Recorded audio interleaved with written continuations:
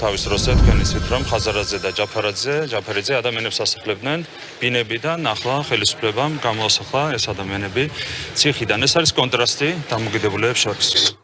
რატო მოიტანე ეს კომენტარი ორი მიზეზის გამო რა ნუ პირველ რიგში მინდა უბრალოდ მართლა გულისკენით უპასუხო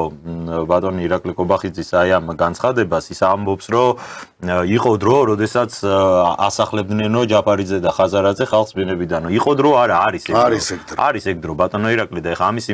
დაბრალება ნაცების დროს ხდებოდა და დღეს არ ხდება არასორი არის და კიდევ უფრო გულწრფელები თუ ვიქნებით